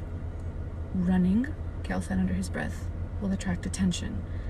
I already wasted too much time by coming to get you, Dorian retorted, but he matched Cale's brisk but calm pace. It would take 5 minutes to get her to her rooms if they kept this pace, if there were no distractions. Is anyone hurt? Cale asked quietly, trying to keep his breathing even, keep his focus. I don't know, Dorian said. You have to give me more than that, Cale snapped, the leash on his temper strained with each step. I had a dream, Dorian said, so softly only he could hear. I was warned that she was in danger, that she was a danger to herself. Cale almost stopped, but Dorian had said it with such conviction. You think I wanted to come get you? Dorian said, not looking at him. Cale didn't reply, but hurried his steps as much as he could without attracting undue attention from the servants and guards still on duty. He could feel his heart hammering through every inch of his body by the time they got to her suite doors. Cale didn't bother knocking, and nearly took the front door off its hinges as he burst through, Dorian on his heels. He was at her bedroom door in an instant, and didn't bother knocking on it either, but the handle didn't move. The door was locked. He shoved into it again. Selena. Her name was more of a growl that rippled out of him. No answer. He fought his rising panic, even as he drew a dagger, even as he listened for any signs of trouble. Selena. Nothing. Cale waited all of a second before he slammed his shoulder into the door. Once. Twice. The lock snapped. The door burst open, revealing her empty bedroom. Holy gods, Dorian whispered. The tapestry on the wall had been folded back to reveal an open door, a secret stone door that opened into a dark passage. It was how she'd gotten out to Kilgrave. Dorian drew his sword from his scabbard. In my dream, I was told I would find this door. The prince stepped forward, but Cale stopped him with an arm. He'd think about Dorian and his clairvoyant dreams later. Much later. You're not going down there. Dorian's eyes flashed. Like hell I'm not. As if in answer, a guttural, bone-grinding growl sounded from within, and then a scream. A human scream followed by a high-pitched bark. Cale was running for the passage before he could think. It was pitch black, and Cale almost tumbled down the stairs, but Dorian, close behind, grabbed a candle. Stay upstairs, Cale ordered, still charging down. If he'd had time, he would have locked Dorian in the closet rather than risk bringing the crown prince into danger, but what the hell had that growl been? The bark he knew. That bark was Fleetfoot, and if Fleetfoot was down there... Dorian kept following him. I was sent here, he said. Cale took the stairs by 2s and 3s, hardly hearing the prince's words. Had that scream been hers? It sounded male, but who else would be down here with her? Blue light flashed from the bottom of the stairs. What was that? A roar shook the ancient stones. That was not human, nor was it Fleetfoot, but what? They had never found the creature that had been killing the champions. The murders had just stopped. But the damage he'd seen to those corpses... No, Selena had to be alive. Please, he begged, any gods who would listen. Cale leapt onto the landing and found 3 doorways. The blue light had flashed from the right. They ran. How had such a massive cavern of chambers been forgotten? How long had she known about them? He flew down a spiral staircase, and then a new, greenish light began shining steadily, and he turned onto a landing to see... He didn't know where to look first. At the long hallway where one wall glowed with an arc of green symbols, or at the world that showed through the arch, depicting a land of mist and rock. At Archer, cowering against the opposite wall, chanting strange words from a book held in his hands, or at Selena, prostrate on the floor, or at the monster, a tall, sinewy thing, but definitely not human, with those unnaturally long fingers tipped with claws, white skin that looked like crumpled paper, a distended jaw that revealed fish-like teeth, and those eyes, milky and tinged with blue. And there was Fleetfoot, hackles raised and fangs bared, refusing to let the demon anywhere near Selena, even as the half-grown pup limped, even as the blood pooled from the wound in her right hind leg. If Fleetwood dies... I'm not reading this book anymore. Cale had all of 2 heartbeats to size up the monster, to take in every detail, to mark his surroundings. Go, he snarled at Dorian before launching himself at the creature.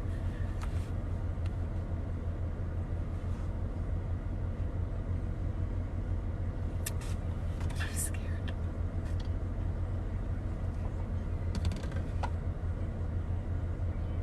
Chapter 49. She didn't remember anything after the first 2 swings of her sword, only that she'd suddenly seen Fleetfoot come flying at the creature. The sight had distracted her enough for the demon to get past her guard, its long, white fingers grabbing her by the hair and slamming her head into the wall. Then darkness. She wondered whether she'd died and awoken in hell as she opened her eyes to a pulsing headache and the sight of Kale circling the pale demon, blood dripping from both of them. And then there were cool hands on her neck and Dorian crouching in front of her as he said, "Selena." She struggled to her feet, her head aching even more.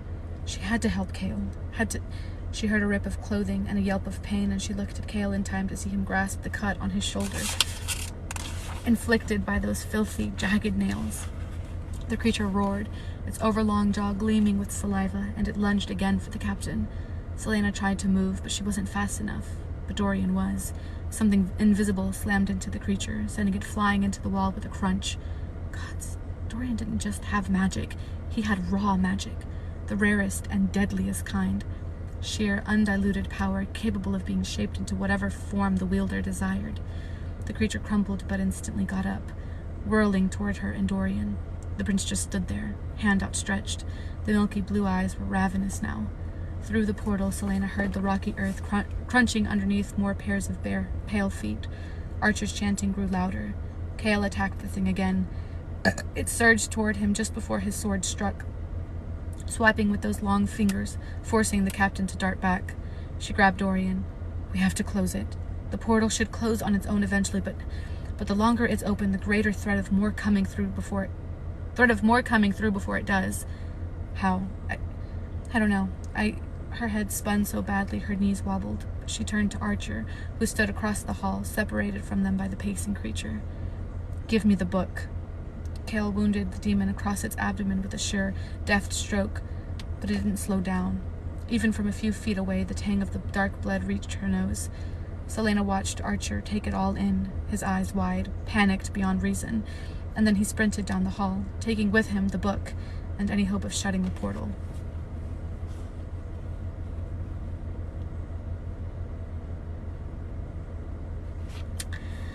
Dorian couldn't move fast enough to stop the handsome man from fleeing with the book in his hands, and didn't dare, with that demon between them. Selena, her forehead bleeding, made a lunge for him, but the man was too fast. Her eyes kept darting to Kale, who was keeping the thing distracted. Dorian knew without being told that she didn't want to leave the captain. "I'll go," Dorian began. "No. He's dangerous, and these tunnels are a labyrinth," she panted. Kale and the creature circled each other, the thing slowly backing toward the portal entrance. I can't close it without that book," she moaned. "There are more books upstairs, but Then we flee," Dorian breathed, grabbing her by the elbow. "We flee and try to get to those books." He dragged her with him, not daring to take his eyes off Kale or the creature. She swayed in his grasp. The wound to her head must be as bad as it looked. Something was glowing at her throat. The amulet she just told him was just a cheap replica shining like a tiny blue star. I'm nervous, I'm sorry. "Go," Kale ordered them, staring down the thing in front of him. "Now." She stumbled, tugging toward Kale, but Dorian pulled her back. "No," she got out, but the wound to her head made her sag in Dorian's grip. As if realizing that she'd be a hindrance to Kale, she stopped fighting Dorian as he hauled her toward the stairs. Y'all, what is going on?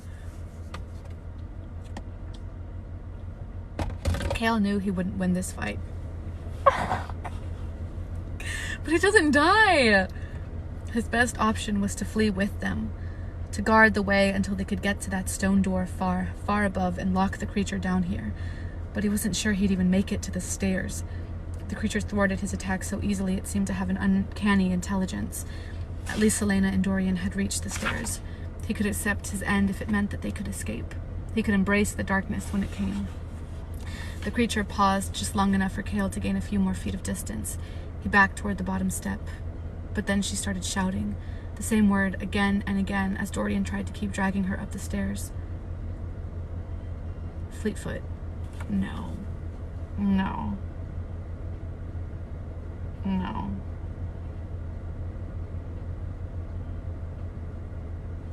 No.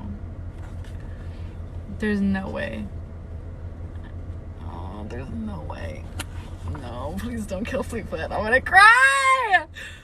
Kale looked. In a dark shadow by the wall, Fleetfoot had been left behind. Ah! Not left behind! Her leg too injured to run. The creature looked too. And there was nothing...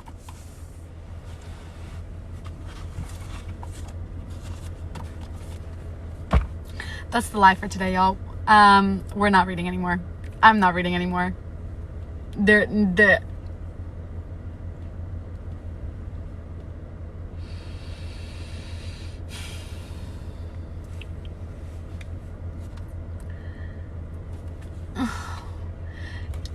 Dorian better use his magic. That's all I'm saying.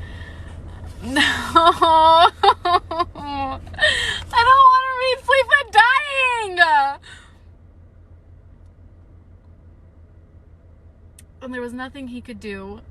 Absolutely nothing. As the creature whirled, grabbed Fleetfoot by her injured hind leg, and dragged her through the portal with it.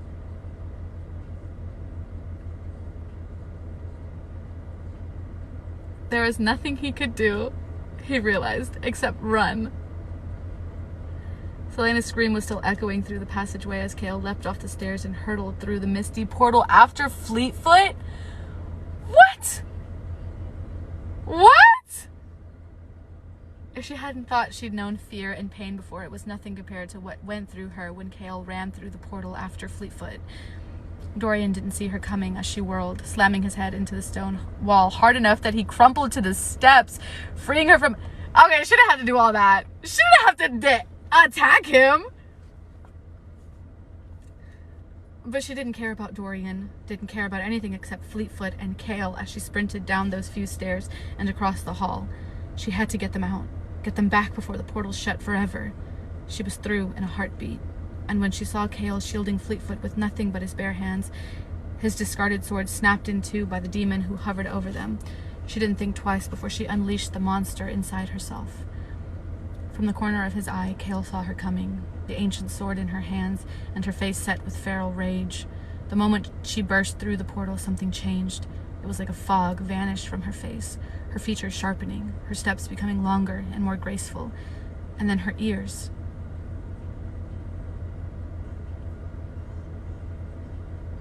You bitches, y'all lied to me. Y'all lied to me. Whenever I said that Selena was a fae, y'all told me that she wasn't. Y'all gaslit me, and y'all made me think I was wrong. Y'all lied.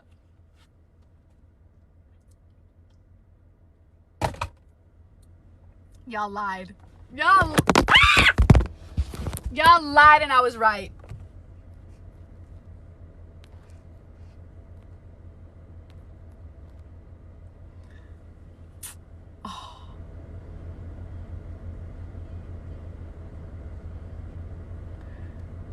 And then her ears shifted into delicate points.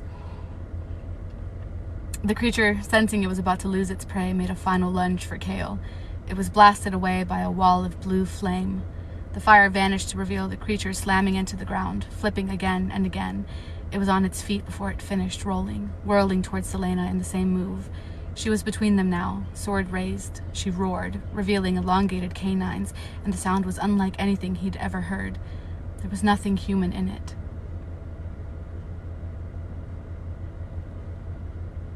Because she wasn't human, Kale realized, gaping up at her from where he still crouched over Fleetfoot. No. Sorry. Don't look up, B. Okay, I won't. No, she wasn't human at all. Selena was fae. Damn right she is. I'm gonna unplug my phone, y'all, because it keeps falling, and it's charged for the most part.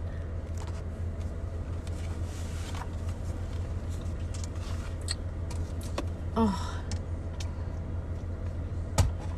I need a break, y'all. I'm sweating. Literally sweating. Woo! Chapter 50.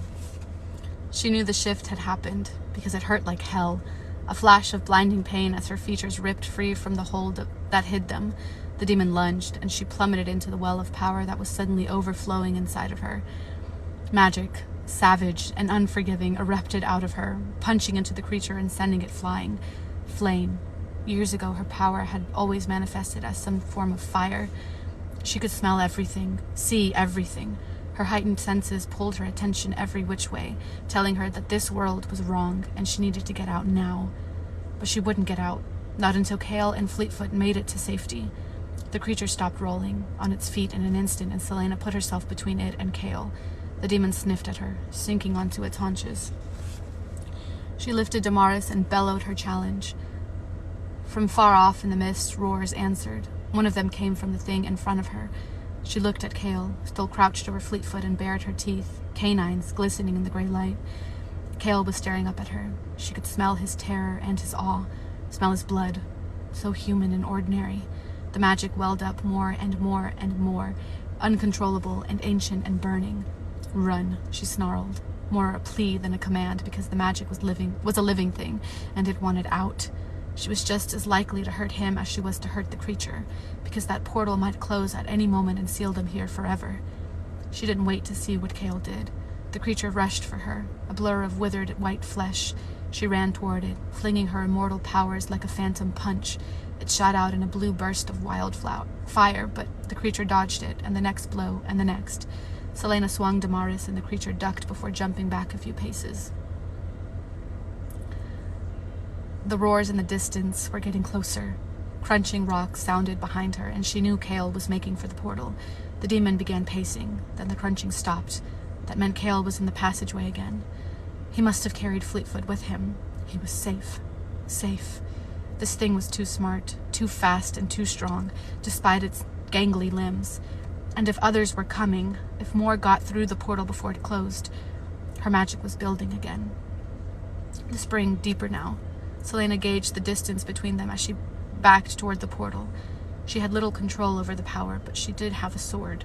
A sacred sword made by the Fae, capable of withstanding magic. A conduit. Not giving herself time to think it through, she threw all her raw power into the golden sword. Its blade glowed red hot, its edges crackling with lightning. The creature tensed, as if sensing what she was about to do, as she lifted the sword over her head. With a battle cry that shattered through the mists, Selena plunged Damaris into the earth. The ground cracked toward the demon, a burning web of lines and fissures. And then the ground between them began to collapse, foot by foot, until the creature was sprinting away. Soon there was just a small lip of land surrounding Selena, backed by the open portal, and an ever-growing chasm before her. She wrenched Damaris from the broken earth. She knew she had to get out, now. But before she could move, before she could get to the portal, the magic rippled, so violently that she sagged to her knees. Pain flashed, and she shifted back into her clumsy, frail, mortal body. And then there were strong hands under her shoulders, hands she knew so well, dragging her back through the portal and into Aurelia, where her magic was snuffed out like a candle. Wow. Dorian came just in time to see Kale hauling Selena back through the portal. She was unconscious, but was a dead weight in the captain's arms as he dragged her across the ground. Once they were over the border, he dropped her as though she were made of flame, and Selena lay panting on the stones. What had happened? There had been a land of rock beyond the portal, and now there was nothing but a small ledge and a massive crater. The pale creature was gone. Selena pushed herself up onto her elbows, her limbs wobbling. Dorian's head ached, but he managed to walk to them. He'd been dragging her one moment, and then she knocked him out. Why? "Close it," Kale was saying to her. His face so white that the blood splattered on it stood out even more starkly. "Close it." "I can't," Selena breathed. Dorian gripped the wall to keep himself from falling to his knees from the ache in his head. He made it to where they were positioned in front of the portal, Fleetfoot nuzzling Selena. "They're going to keep coming through," Kale panted. Something was wrong, Dorian realized. Something was wrong between them. Kale wasn't touching her, wasn't helping her up. Beyond the crater inside the portal, the roaring was growing louder. No doubt those things would find some way to get through. "I'm drained. I don't have anything left to close the gate." Selena winced, then lifted her eyes to Dorian's. "But you do." From the corner of her eye, Selena saw Kale whirl to face Dorian. She staggered to her feet. Fleetfoot had again put herself between Selena and the portal, snarling softly. "Help me," she whispered to the prince, some semblance of energy returning. Dorian didn't look at Kale. He stepped forward. "What must I do?" "I need your blood. The rest I can do. At least I hope I can." Kale started to object, and Selena gave him a faint, bitter smile. "Don't worry, only a cut on the arm." Sheathing his sword, Dorian rolled up the sleeve of his shirt and drew a dagger.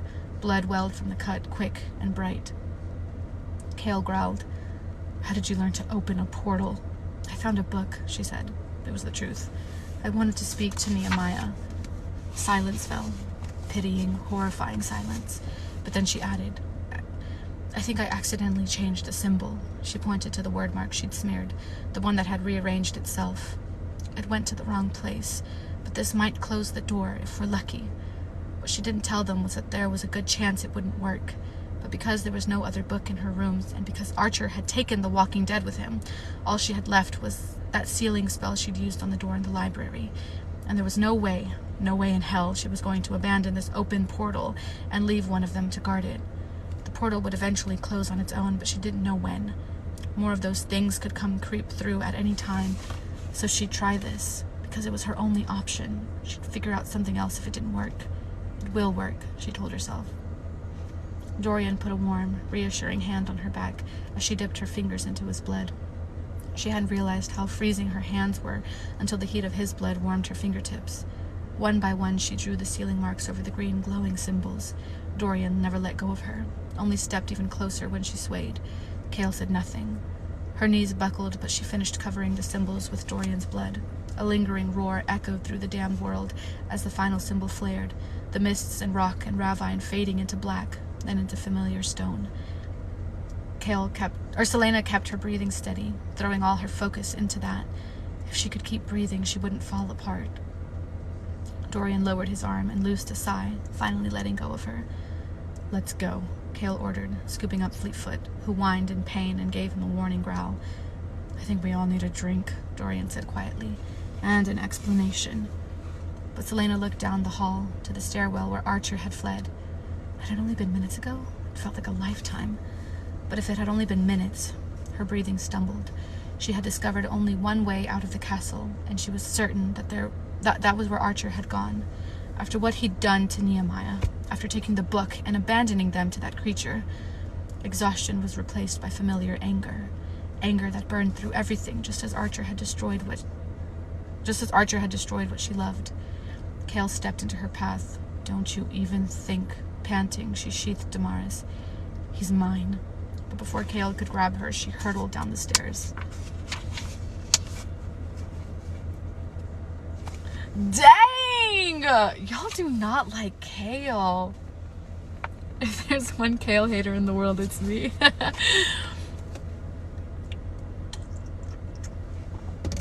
Dang. I mean, I don't hate Kale. He definitely gets on my nerves with things that he says. Chapter 51. Though Selena's Fae senses were extinguished, she could swear she still smelled Archer's cologne as she moved toward the sewer tunnel, still smelled the blood on him. He had destroyed everything. He'd had Nehemiah assassinated, had manipulated them both, had used Nehemiah's death to drive a wedge between her and Kale, all in the name of power and revenge. She would take him apart, slowly. "I know what you are," he'd said. She didn't know what Arabin had told him about her heritage, but Archer had no idea what sort of darkness lurked inside her, or what sort of monster she was willing to become in order to make things right. Ahead of her, she could hear muffled curses and banging against metal. By the time she reached the sewer tunnel, she knew what had happened. The grate had slid shut, and none of Archer's attempts to open it had worked. Perhaps the gods did listen sometimes. Selena smiled, drawing both of her daggers. She walked through the archway, but the passage was empty on either side of the small river. She stepped farther onto the walkway, peering into the water, wondering if he'd tried to swim deep enough to go under the grate. She sensed him in a heartbeat before he attacked from behind. She met his sword with both of her daggers raised over her head, darting back to give her enough time to assess. Archer had trained with the assassins, and from the way he wielded his blade, coming after her again and again, she knew he'd kept up those lessons. She was exhausted. Archer was at full strength, and his blows made her arms quake. He swiped for her throat, but she ducked, slicing for his side. Swift as lightning, he leapt to avoid her gutting him.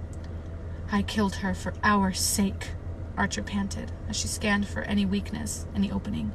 "She would have ruined us. And now that you can open portals without the keys, think of what we could do. Think, Selena. Her death was a worthy sacrifice to keep her from destroying the cause. We must rise up against the king." She lunged, feinting left, but he caught the attack. She growled, "I would rather live in his shadow, than in a world where men like you rule. And when I'm done with you, I'm going to find all of your friends and return the favor. They don't know anything. They don't know what I am, or they don't know what I know," he said, dancing past her all her attacks with maddening ease. "Nehemiah was hiding something else about you. She didn't want you involved, and I thought it was just because she didn't want to share you with us. But now I wonder, why, exactly? What more did she know?" Selena laughed softly. "You're a fool if you think I'll help you. Oh, once my men start working on you, you'll soon change your mind. Rorik Farron was a client of mine. Before he was killed, that is. You remember Farron?" He better not. He better not. He better not. "You remember Farron, don't you? He had a special love for pain. He told me that..."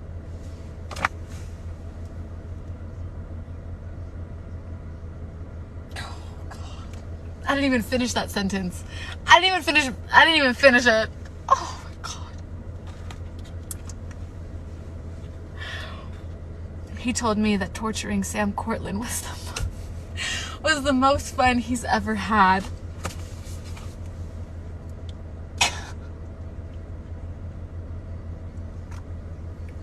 There's a special place in hell for him, reserved just for him.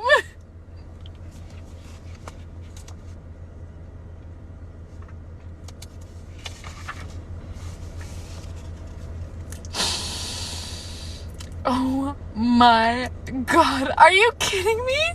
Are you kidding me? Oh.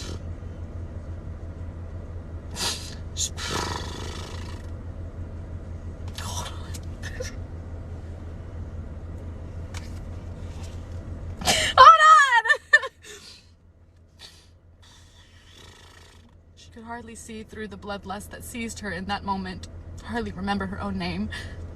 Archer feinted toward the river to get her to return to the wall, where she would impale herself on his blade. But Selena knew that move too. Knew it because she herself had taught it to him all those years ago. So as he struck, she ducked past his guard and rammed the pommel of her dagger up into his jaw. Good. Good. He dropped like a stone, sword clattering, and she was upon him before he'd finished falling, her dagger at his throat. "Please," he whispered hoarsely. "No!"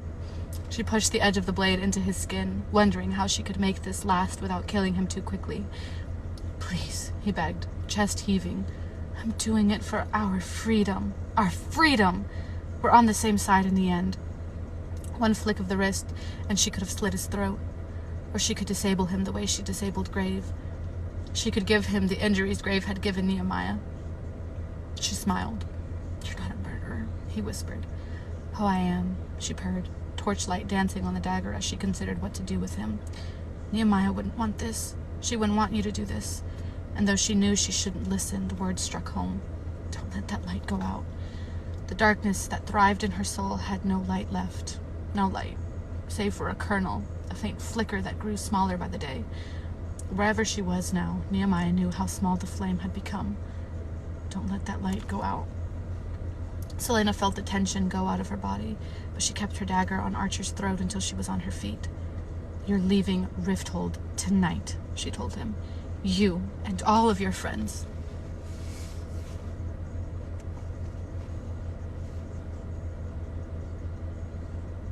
I can't believe he said that to her.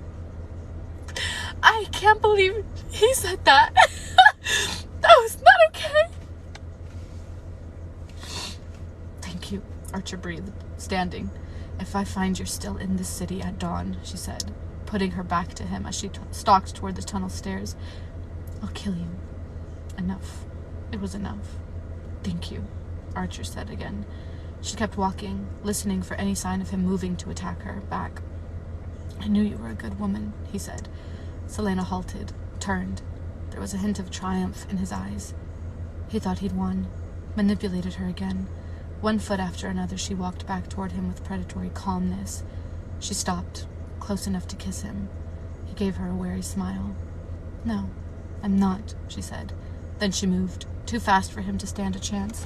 Archer's eyes went wide as she slid the dagger home, jamming it up into his heart. He sagged in her arms. She brought her mouth to his ear, holding him upright with one hand and twisting the dagger with the other as she whispered, "But Nehemiah was..."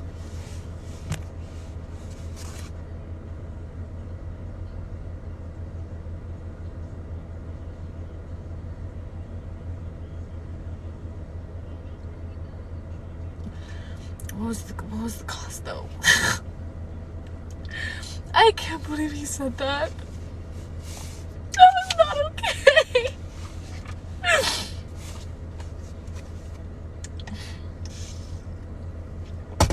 Fuck him, I'm glad he's dead, but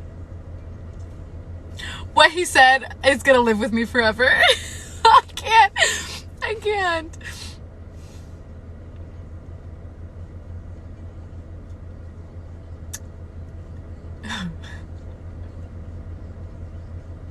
What was the reason? No, literally. Oh, God. I'm going to send you a canary. Oh, my God. Y'all, we're almost done with this book. Oh, fan art. Canary. Oh. I mean, what page are we on?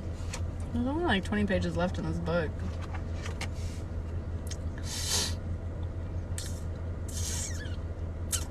No, it's so emotionally draining. Y'all,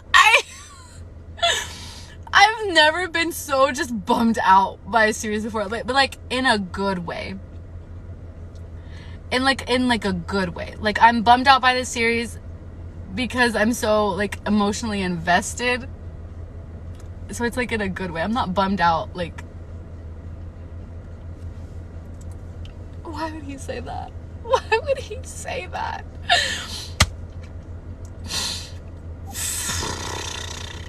And you know, the phrase that keeps repeating in my mind from the Assassin's Blade was when Selena had first seen Sam's body, and she said that Farron had taken his time. Are you going to post your reactions to Nehemiah? Okay, that's what I want to ask y'all. So I don't like posting my lives on my Instagram because I can't post them all, and I have to literally divide them up into 15-minute videos to post on my IGTV. So if y'all want me to post my lives, I can post them on my YouTube. If y'all are wanting to watch them, bummed in the best way. Girl, I sent it. I'm sorry. Did you send me the Sam fan art? Because if it's the Sam fan art, I've already seen it. And it destroyed me. Okay, I can post them on my YouTube. I'll start posting them. I might have to start posting them tomorrow because I don't think my phone's internet is strong enough to post them on YouTube. So I might have to post them tomorrow. But I can. Caitlin, why would you think that's what I needed to see right now? I've already seen it. I saw it after I finished the Assassin's Blade, and it is something that I never want to see again.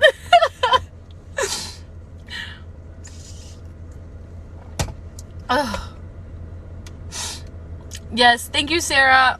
I watch your clips, and then I lose the motivation to edit them because I like posting those videos of reactions from my live for y'all, but they're just so much to edit together. I need to get back up on it though. It's so bad. No, Caitlin, that fan art is horrendous. Oh God. The most fun he's ever had. That's personal. Are you finishing the book today? Do y'all want to finish the book today? If I were to finish the book today, I would start another live because I've been live for like 2 hours. But I can finish the book. Yes, if you want. Okay, yeah, I can finish the book. I'm just gonna end this live and then start another one. Oh, God. Okay, I'll finish this book. And then I'll just wait till... I'm not looking forward to the other books. What is it? Kingdom of the Ash, Queen of Shadows. I've heard they're all sad, and yeah, I have the others. 2 of my friends bought me the whole series, the whole box set, so I have the whole thing. But okay, I'm gonna end this live and then I'll start another one, and then I guess we're finishing Crown of Midnight today. So I'll see y'all in like 2 seconds.